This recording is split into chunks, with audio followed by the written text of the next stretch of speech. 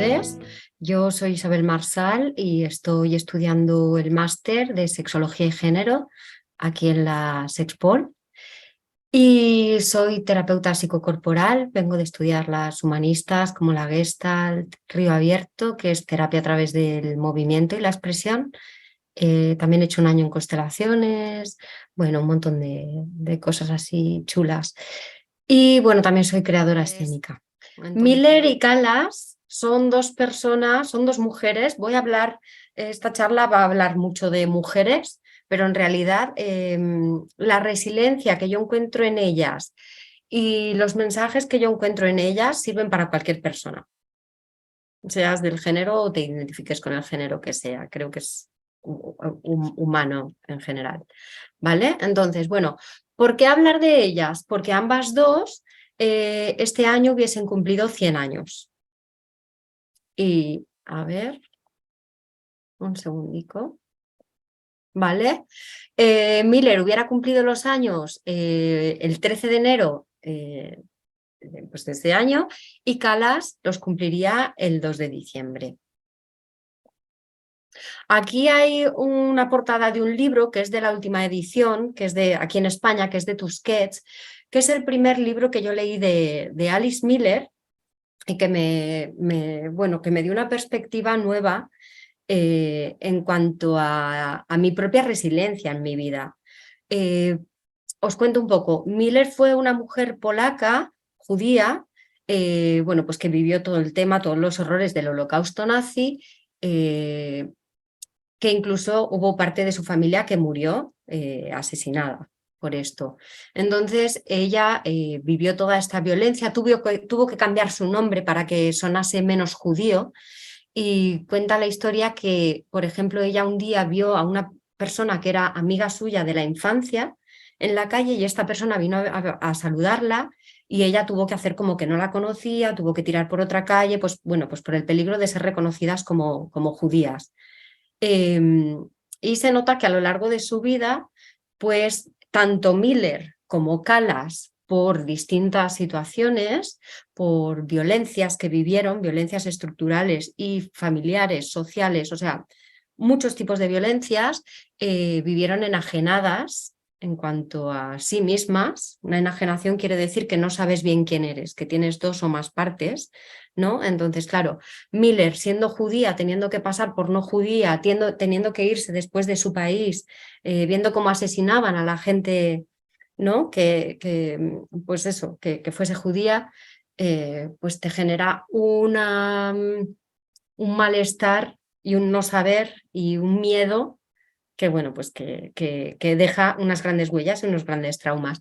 Y Callas, que luego hablaremos de ella, digamos que fue alguien que ya desde bebé pegaba unos chillitos increíbles y que, bueno, pues desde muy pequeña ya su madre proyectó en ella su frustración de no haber llegado a ser artista. Entonces, bueno, hizo de María pues una gran artista, pero porque además María tenía la madera, ¿no? O sea, tenía un oído maravilloso, tenía una voz bestial, tenía una capacidad interpretativa, era pianista, era una tía que tomaba las artes muy, muy en serio y que, bueno, que las vivía como con muchísima pasión. Pero María, en sus memorias y en lo que podemos ver en los documentales sobre ella muchas veces no pudo escoger el ser María Callas. Ella dice, si yo hubiera sido otra cosa, quizá no hubiera tenido una vida tan miserable en ciertos aspectos, ¿no? Como todo el peso de la fama, ella tuvo muchas críticas, ¿no? Como que hubiera sido yo si hubiera sido, por ejemplo, una ama de casa, no pudo tener hijos, por ejemplo, ¿no? Ella añoró mucho tener hijos. Pero por otro lado, ella disfrutaba muchísimo de ser la Callas, porque era una persona que realmente amaba lo que hacía y lo presentaba y se lo curraba. Bueno, pues ha sido, si hablamos de ópera, es la gran diva, sigue siéndolo. Entonces, bueno, este libro, vuelvo a este libro, Disonancia Cognitiva, personas enajenadas de sí mismas, dificultades con su propia identidad, dificultades identitarias a través de violencia ejercida. Este libro, El cuerpo nunca miente, es muy valiente porque Miller te dice que si es necesario que cortes el cuarto mandamiento. El cuarto mandamiento en la cultura cristiana es el que dice amarás y honrarás a tus padres por encima de todas las cosas. Y ella viene y te dice, no, tijera. O sea, si tú has recibido abusos, si a ti te han violado, si tú estás recibiendo maltrato, vamos a romper con este tabú que está tan arraigado. También ahora ya vivimos en una época donde ya sí que hay literatura, ya sí que hay estudios, pues yo qué sé, sobre los padres narcisistas, abandónicos, maltratadores, etcétera, etcétera. Pero claro, si nos situamos a la época donde ella estaba desarrollando todo esto, pues pongamos entre los años 40 y los años 50, esto era muy tabú. ¿Sí? Entonces, Roberto aquí siempre en las tertulias siempre dice que reivindiquemos las cosas. Entonces yo reivindico muchísimo a Miller porque creo que es una tipa que ha estudiado muchísimo el germen de la violencia, el germen del trauma y que se habla muy poco de ella y se la recomienda muy poco en general en los estudios de psicología y en yo qué sé, pues en este tipo de ámbitos, ¿no? Ella, por ejemplo, también acuña una cosa, en sus textos no son como de autoayuda, que tampoco tengo nada en contra de ello, pero son textos científicos, humanistas, claro, a lo mejor no vienen con conteos y con gráficas, pero es una señora muy consciente de su trabajo, con muchísima responsabilidad sobre lo que estaba haciendo y basados todos en su propia experiencia de muchos años como psicóloga, luego estuvo muchos años de analista, de psicoanálisis, y de hecho se desvinculó de la escuela psicoanalista porque vio que a los niños se les seguía, a los niños niñas se les seguía echando las culpas por la no obediencia a los padres, o sea, se seguía poniendo el foco en el castigo al menor eh, y no viendo en realidad pues la violencia introyectada que seguimos pasando como cultura. Entonces ella se desvinculó de la escuela, que fue algo que a nivel personal le costó mucho, porque como ella venía ya de dificultades identitarias, de tener que huir de un país, de perder a parte de su familia, ella estuvo muchos años haciendo psicoanálisis y dar este paso de confiar en lo que ella realmente quería y lo que ella realmente veía en las personas en su espacio terapéutico, pues fue un gran paso por ella. Por eso también ole por ella, porque se pudo desvincular cuando ella lo sintió. Eh, Más cosas. Ella lo que habla en esto del cuarto mandamiento es, en vez de tener el foco tan puesto, que no quiere decir que todas las familias sean malas ni violentas, pero al final es un germen que lo podemos ver en la televisión, que lo podemos recibir en el trabajo por parte de nuestros jefes, por parte de nuestros colaboradores. El germen de la violencia está muy extendido en nuestra cultura, en nuestra sociedad sociopolítica, etcétera, etcétera. Entonces ella dice, vamos a dejarnos de honrar tanto estos mandamientos y vamos a honrar nuestra verdadera historia, vamos a agarrar de verdad nuestra historia, qué nos está doliendo, dónde nos han hecho daño. Y ella habla también pues de esta pedagogía negra, que es como, pues eso que te quiero, esto es lo mejor para ti, pero te pego, por ejemplo, ¿no? O te quiero, esto es lo mejor para ti, pero te impongo que, yo qué sé, pues que estudies derecho y que no estudies guitarra, por ejemplo, ¿no? Que este tipo de cosas que al final son violencias. Y ella también habla de la ceguera emocional, de cómo todo esto a través, por la fuerza de la costumbre, pues se nos ha olvidado. Y somos bastante incapaces de ir a la profundidad del dolor y de nuestra propia expresión. Esto es un gráfico actual, muy actual, de estas coordinadoras en Violence Against Children y en Corporal Punishment, y podemos ver un mapa mundial donde todavía, o sea, los amarillos son donde el castigo corporal a la infancia está prohibido, luego los azulitos claros son donde el gobierno está pensando en prohibirlo o están intentando prohibirlo, en los azules más oscuros son zonas donde solo en ciertas partes está prohibido, pero en su mayoría todavía se permite y no está legalmente penado el castigo físico a la infancia. Y los que están en morado son países donde no hay ningún tipo de legalidad sobre ello y no hay ningún tipo de pena. Entonces, claro, cuando estamos hablando de maltrato y abuso, por supuesto, también entra ahí el abuso pues, sexual, la vejación, la humillación, etcétera. Libros de Miller. La madurez de Eva, este es muy potente también porque ella cuenta que ya desde pequeña reflexionaba cosas pues de los credos, ¿no? Del judío y la Biblia, que al final tienen muchas similitudes. Ella decía, pero a ver, si solo había Adán y Eva, ¿cómo puede ser que luego sus hijos, Abel y Caín, se casasen con otras mujeres? O sea, ella desde pequeña ya era como una lengua larga diciendo, esto no está bien, pero ¿cómo es posible? Y la mandaban a callar porque, bueno, pues porque era una historia que... Y ella también, ya de más mayor, ha analizado que tal y como está escrita la Biblia, está el mandamiento del castigo. Hay frases que son como, no eres hija de Dios, no eres hijo de Dios si no recibes su castigo, porque eso quiere decir que Dios te quiere. Entonces vivimos en una cultura que directamente desde los escritos que nos quieren vender como los verdaderamente válidos, nos incitan a saber que la vida es sufrimiento, a saber que la vida es castigo, a saber que hay cosas inconclusas, absurdas, abstractas, pero no puedes preguntar el por qué. Y entonces es en este punto de la tertulia donde vuelvo a reivindicar una cosa, porque Roberto nos dice que reivindiquemos cosas y yo reivindico, que es el mundo de la sutileza.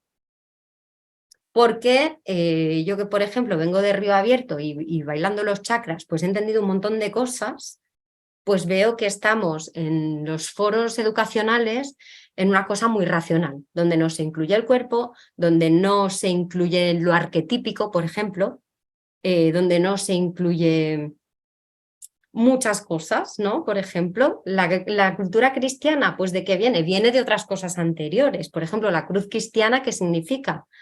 Pues el tiempo terrenal que va pasando, y la cruz vertical significa la capacidad meditativa que tenemos de ir a sanar cosas, sobre todo de nuestro pasado, o de proyectarnos en el futuro.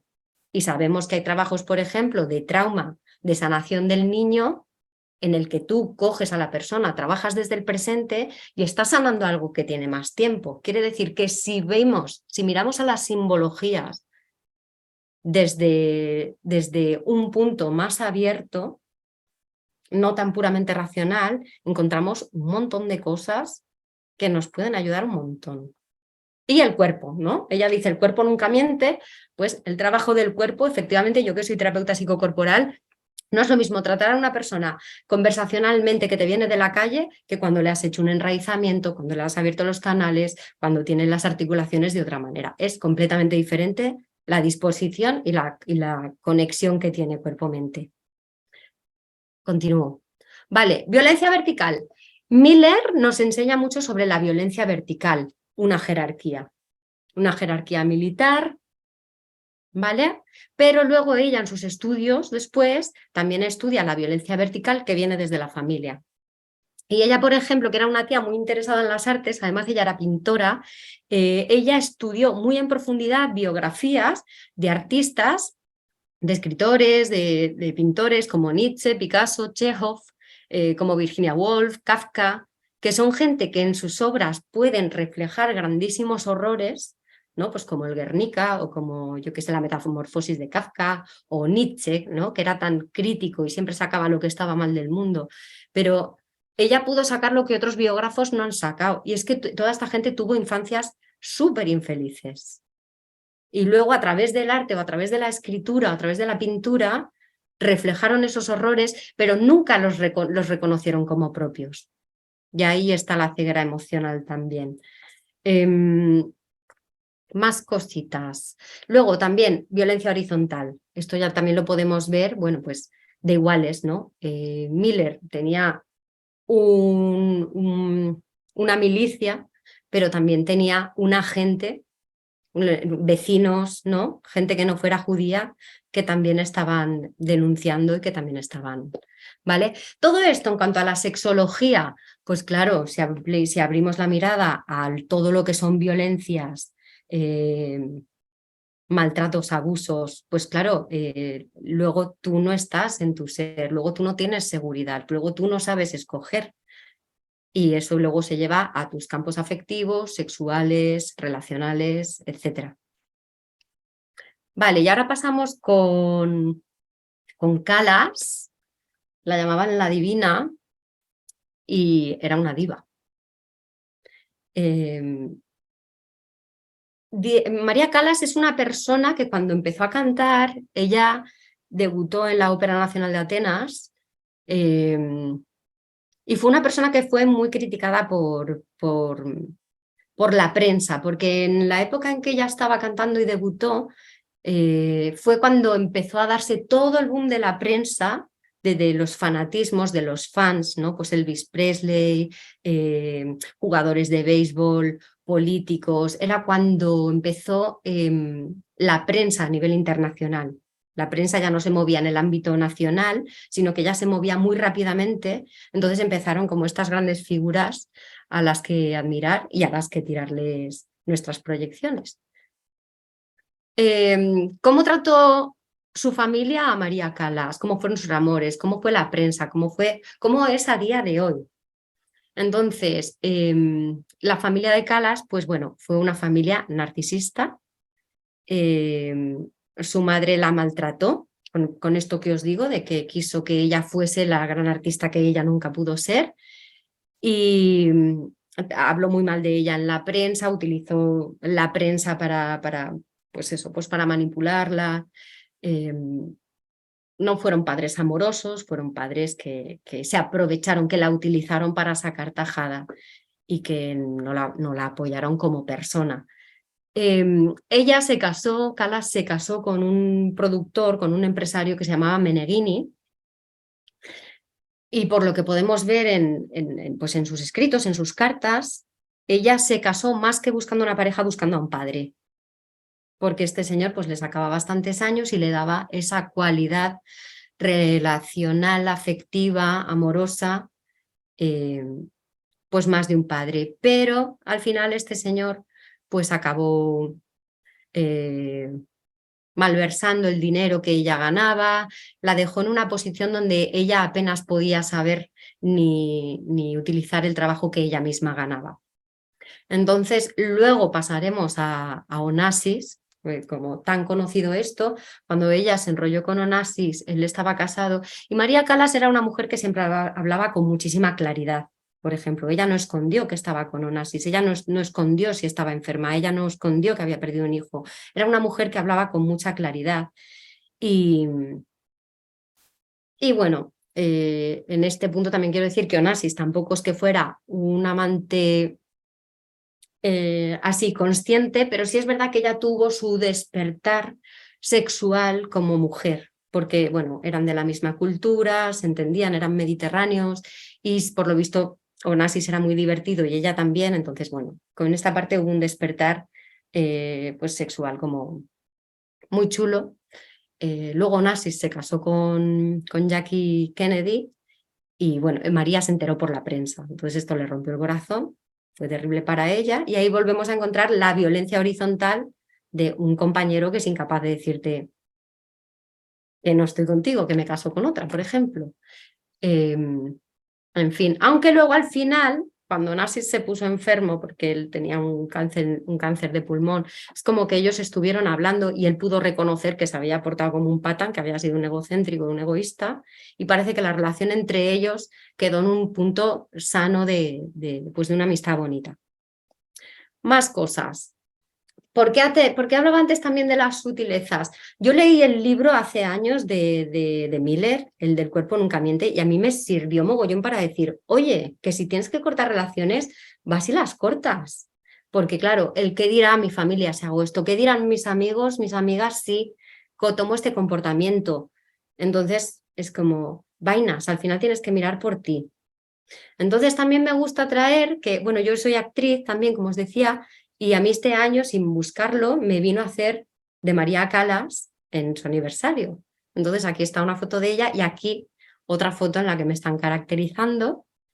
Y ha sido como muy bonito porque me ha tocado estudiar la historia de esta mujer de la que yo no tenía tanta afinidad con ella y contextualizarla en su tiempo, ver cómo era la relación entre las personas, cómo era las mujeres de esta época, qué se permitía, qué no se permitía, qué aguantaban. Entonces me sirve mucho como para decir, vale, venimos de esta cultura, pero no me quiero quedar encallada en esta cultura. O sea, en realidad María Callas fue una mujer muy fuerte, pero con grandes dificultades porque venía de una familia narcisista que le hizo muchísimo daño. Entonces, tú con todas esas heridas emocionales no puedes funcionar como de una forma más entera, ¿no? Sino que tienes más fisuras o tienes comportamientos que se contrarian, equívocos, pues subidones, bajones, etcétera, ¿no? Y además, pues siendo una gran diva, ¿no? Con todo la visibilidad que eso tiene. Entonces, me ha gustado eso, como bucear y decir, vale, venimos de esto, pero ahora yo ya estoy en otra época. Gracias porque tú ya pasaste por eso y ahora yo puedo agarrar otras cosas.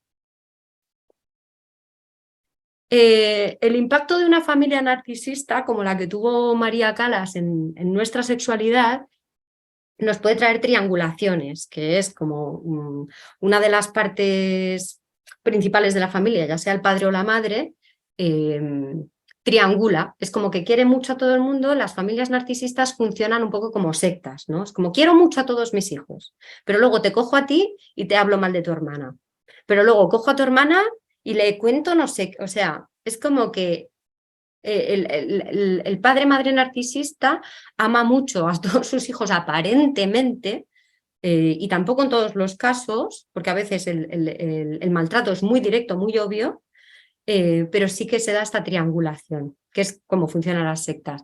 Los malos tratos, el abuso de poder, el castigo físico, las agresiones sexuales en cualquier escala, el abandono, el chantaje, el gaslighting, las humillaciones, las negligencias. Entonces, bueno, aquí traigo también el tema de las catarsis, ¿no? Por ejemplo, Miller, a través de estudiar la obra de estos autores literarios, pictóricos, etcétera, ella entendió muchas cosas que aparecen en los párrafos de su obra, pero que ellos nunca reconocieron ni se percibieron como tal, como niños que habían tenido infancias poco felices. Eh, y claro, por ejemplo, María Callas en Tosca, ella cuenta que en Tosca, Tosca es un personaje operístico, una mujer, y en esa ópera ella mata a Ascarpia, que es un señor pues como muy malvado que la quiere violar. Y ella cuenta que en ese momento en que ella lo estaba representando, ella vio a Ascarpia como su padre y se dio cuenta de que el hilo, perdón, el cordón umbilical amoroso y cuidadoso, padre e hija, estaba roto. Que eso que la cultura puede presuponer en ese amarás, honrarás a todos tus padres, concepción de familia, etcétera, etcétera, en su caso no era así. Entonces, aquí es donde vengo otra vez al cuerpo, a lo sutil, a las artes. No digo que todo el mundo se tenga que hacer artista, pero cuando involucramos eso en nuestro trabajo de autoconocimiento y de resiliencia, podemos encontrar un montón de cosas. Y aquí quiero citar, por ejemplo, a Marina Abramovic, que también es una mujer que me gusta mucho, que ella este año, bueno, no sé si habéis visto esta mujer que se le dice así culturalmente, que es la madre de la performance, que tiene obras pues con una pareja que ella tuvo donde están dándose bofetadas. He querido buscar un vídeo, pero no he encontrado ninguno que me cupiese aquí. No sé si conocéis esa obra. Entonces, lo que vengo a decir que ella ha sido una mujer que no le ha tenido miedo a meterse en la violencia. Ha experimentado y luego cuando ha tenido rupturas sentimentales, o cosas que le estaban pasando en su vida, a través del arte las ha jugado hasta llegar a catarsis. Y por eso, bueno, reivindico el arte como catarsis y estudiar las obras de artistas también como catarsis, porque a veces simplemente leer lo que hizo este artista ya te puede llegar a ti. Y luego, pues aquí estoy yo, que he tenido la suerte después de haber representado a María Callas, pues hace muy poco que está en Atenas y ahí estoy en el Partenón y me he dado cuenta de una cosa, que es que las personas que vienen de familias narcisistas, de maltratos muy grandes, es muy fácil seguir teniendo esa disonancia cognitiva, porque por un lado dices, vale, sé lo que me pasó, porque a veces saberlo no es suficiente. Porque a veces ya sabemos que nuestra infancia fue dura, etcétera, etcétera. A veces no es suficiente, hay que agarrarlo con mucha fuerza y tenerlo presente. No tenerlo presente como para amargarme, ¿no? No como para quedarme en la victimización. Tenemos que darnos cuenta de que somos víctimas, pero para ir saliendo de eso hacia un camino de resiliencia y de superación. pero es importante que lo agarremos porque puede ser que una parte de nosotras, de nosotros, de nosotros diga, vale, esto es lo que me pasó, pero hay otra parte que puede seguir queriendo el amor del papá, el amor de la mamá, que las cosas no hayan sido así, que las cosas sean, porque nuestra mente tiende a generar ideas distintas y no se pone realmente en la aceptación radical. Entonces me gustó volver a Atenas porque tú ves el Partenón desde todo Atenas y es como, si vienes de casos de violencia, sí, tienes que permitirte trabajar en profundidad.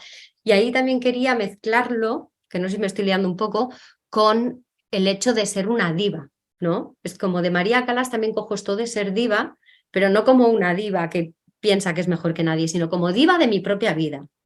Digo, esto lo cojo y me lo trabajo. Esto me lo cojo porque es mi vida. ¿Sabes? Como es algo que está muy mal visto actualmente también, ¿no? Cuando rompes con lo que socialmente se espera que hagas o que no hagas, ¿no? Cuando tienes una voz distinta, cuando te sales un poco del marco.